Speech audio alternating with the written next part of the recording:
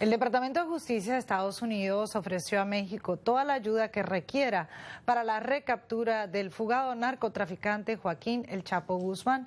En un video de 2 minutos de duración se ve cómo El Chapo da 3 vueltas de forma nerviosa a su celda y mira varias veces el suelo de su ducha, que está cubierto por un pequeño tabique que evita la visibilidad. Posteriormente, el reo se sienta en la cama para cambiarse de calzado, vuelve a caminar hacia su ducha, se agacha y desaparece por un agujero que no es visible en el video. Para hablarnos del desafío que representa esta fuga, está con nosotros Juan Carlos Hidalgo de Cato Institute. También está con nosotros Robert Valencia, analista de World Policy Institute, y Eric Rojo, experto en asuntos de seguridad. Bienvenido a todos, a los tres, por estar con nosotros. Eric, vamos directamente contigo. ¿Qué es lo que se dice en México realmente hecatombe para el gobierno de Enrique Peña Nieto? Muy buenos días a los público. Sí, el de México, Vamos directamente aquí a nuestros estudios para tener una mejor transmisión, conexión con México. Juan Carlos, la misma pregunta, ¿qué va a hacer Enrique Peña Nieto? Bueno, ya yo creo que la captura del Chapo no es posible. Tal vez las primeras horas eran críticas para lograr capturarlo, pero ya probablemente o se encuentra en la Sierra Madre, en la zona de Sinaloa, en donde es una región montañosa impenetrable, en donde cuenta con la colaboración de la población local, de cientos y no miles de gente que trabaja para su cartel. Así que la posible recaptura del Chapo Guzmán en los próximos días lo veo muy difícil. Ahora lo que queda es reparar la imagen del gobierno, que ha quedado terriblemente lastimada. Ayer salió a relucir de que Estados Unidos sí había solicitado la extradición. En un principio se había dicho que Estados Unidos nunca solicitó la extradición y que esa era una de las razones por las cuales no se había procedido con esa gestión. Sin embargo, Estados Unidos al parecer solicitó la gestión hasta hace un mes, hasta hace unas pocas semanas. Entonces, todavía la administración de Peña Nieto tiene el argumento de que extraditar al Chapo a Estados Unidos no estaba dentro de las cartas en el futuro cercano. Sin embargo, claramente él puso muchísimo énfasis en que esto era un triunfo personal de su administración, la captura, y bueno, y ahora va a tener que cargar con las consecuencias muy pesadas de la gran vergüenza y desprestigio que involucra el segundo escape del Chapo Guzmán. Y una de las cosas en ese sentido, Robert, vamos más tarde, ya en breve, para México, pero Robert, en Nueva York, ¿qué nos puedes decir en cuanto a lo que significa, no tan solo para la presidencia, pero para el país? Porque esto da a entender que las instituciones en México no están funcionando, que hay corrupción, que no hay transparencia y que realmente el sistema jurídico no puede hacer mucho en todos estos casos de narcoterrorismo. Muchísimas gracias, Patricia, y un saludo a todos los televidentes. Sí, efectivamente, yo creo que uno de los combustibles para el narcotráfico y otros grupos criminales en México es que exista la corrupción. De lo contrario, no creo que funcionaría de la forma en la que lo hace actualmente. Y lo que hemos visto es otra bofetada a la administración de Enrique Peña Nieto luego de la desaparición de los 43 estudiantes de Ayotzinapa. Yo creo que lo que demuestra es que las instituciones siguen siendo corruptibles, lo cual también hace un replanteamiento de los programas que ha mandado Estados Unidos a México y a Centroamérica, como el Plan Mérida, porque no solamente es México quien está afectado por estos casos de corrupción, pero también Centroamérica, lo vimos con el caso del presidente hondureño.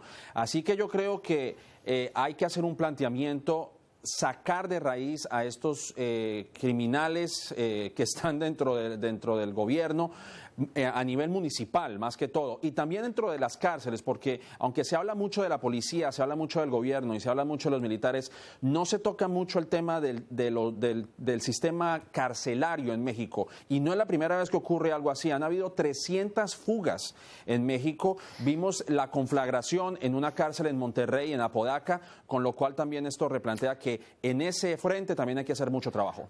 Juan Carlos, una de las cosas que, como estaba hablando en ese sentido, Robert, es lo que esto representa como país para México. Aparentemente, y según lo que ha salido a la prensa, lo que se ha investigado, es que la cárcel no era bien llevada, que si bien la estructura era de seguridad máxima, las personas adentro siempre son corrompibles y es por eso tal vez que Estados Unidos quería su extradición. Sí, bueno, efectivamente el presidente Peña Nieto quería mandar un mensaje a la comunidad internacional, así como mandó un mensaje con sus reformas económicas diciendo este es un México moderno, esto es un México con instituciones fuertes, este es un México con una economía de mercado abierta al mundo. Con el arresto del Chapo Guzmán y la decisión de mantenerlo en México, lo que se le quería mandar esto es un México muy diferente al de hace 14 años cuando el Chapo Guzmán salió en una canasta a lavandería de una prisión de máxima seguridad. Este es un México con instituciones muy fuertes. Ahora bien, esto no solo revela un enorme caso de corrupción claramente, pero también hay mucha impericia de por medio. ¿Cómo es posible que el hijo del Chapo Guzmán empiece a mandar tweets 2 semanas antes del escape del Chapo Guzmán hablando de que pronto estará con nosotros el general, diciendo que el que espera se ve gratificado? Y que nadie se molestó en ver estas señales y tratar de ver y de tratar de unir los puntos. El hecho de que se empiece a construir un gran acueducto alrededor al lado de la prisión de máxima seguridad que sirvió de escaparate para que se pudiera entonces también excavar un túnel. Las características de este túnel señalan que se requeriría como más o menos 145 vagonetas de tierra de ser extraídas. Que este movimiento de tierra ocurriera cerca de una prisión de máxima seguridad y nadie se molestara en ver esto. Esto ya no es solo corrupción, ya esto es también incompetencia en todos los niveles. Eric Rojo, ¿qué se puede hacer en estos momentos? Ya la vergüenza está para el gobierno, pero claramente es el Estado de la democracia, el Estado del imperio de la ley lo que está en juego en México.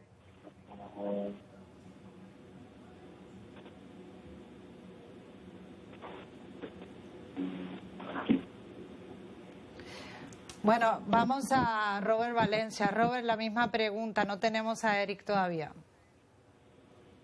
¿Me podrías repetir la pregunta, por favor, Patricia? Lo que está en juego es el imperio de la ley, el estado de la democracia en México. ¿Qué nos puedes decir en cuanto a esto, lo que acaba de exponer Juan Carlos y lo que esto significa pues para México como país? Claro, por supuesto. México ha tenido reformas judiciales en los últimos años. Se ha puesto nuevamente a la postre de todo lo ocurrido con Ayotzinapa y lo que hemos visto durante las administraciones pasadas es una reforma a la Constitución, es una reforma a los estamentos judiciales donde se permite que la persona que ha sido arrestada se le juzgue hasta que se le pruebe lo contrario. Es inocente hasta que se le pruebe lo contrario, algo que refleja mucho lo que hemos visto en Estados Unidos. Pero creo que como país esto indudablemente pone contra las cuerdas a México, particularmente a nivel internacional, pero también dentro de sus instituciones al presidente Peña Nieto. No en vano lo que hemos visto en las elecciones anteriores es la victoria de algunas facciones independientes. El caso de Pedro Kumamoto, el del señor Cloutier en Sinaloa, precisamente en la región del norte, el del Bronco en Nuevo León. Lo que hemos visto es que a nivel nacional ha habido un hartazgo de la incompetencia tanto a nivel federal como a nivel municipal, y esto lo hemos visto políticamente hablando. Las personas, el ciudadano de a pie está cansado de ver la corrupción, de ver la ineptitud y obviamente la falta de los derechos humanos por parte también de las Fuerzas Armadas en México. Juan Carlos, ¿ahora qué tiene que hacer Enrique Peña Nieto? ¿Le quedan casi 3 años todavía en el poder? Por las curiosidades del sistema mexicano, en donde una presidencia son 6 años, le quedan 3 años, que es muchísimo tiempo. Básicamente, si estuviéramos en el resto de Latinoamérica, un presidente en esas circunstancias tendría el 75% de su periodo por delante. Pero en las circunstancias particulares de México y los golpes que ha recibido la presidencia de Enrique Peña Nieto, básicamente ya se habla de que su presidencia, la posibilidad de que él pueda avanzar una agenda importante ha muerto. Ya empezaron los candidatos, los posibles candidatos presidenciales a hacer sus movimientos de de cara a las próximas elecciones. Los golpes que ha recibido con el tema de los estudiantes de Iguala, que ha recibido con el tema, el caso de la Casa Blanca, ahora con lo del Chapo Guzmán, significa que su popularidad está por los suelos y va a ser muy difícil que pueda avanzar una agenda legislativa importante en los 3 años que le restan.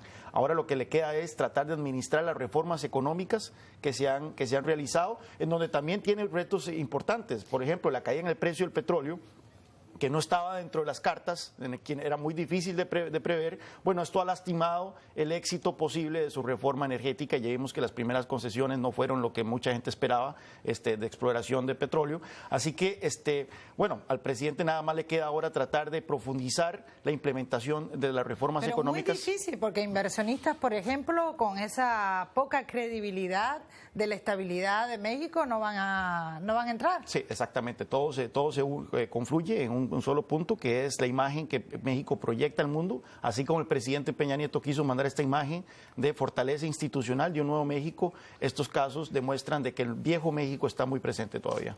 Bueno, y con esas palabras vamos a darle fin a este segmento por el día de hoy. Les agradezco su sintonía. Los espero en Foro la próxima semana con la noticia más allá de los titulares. Les habló Patricia Dalmací.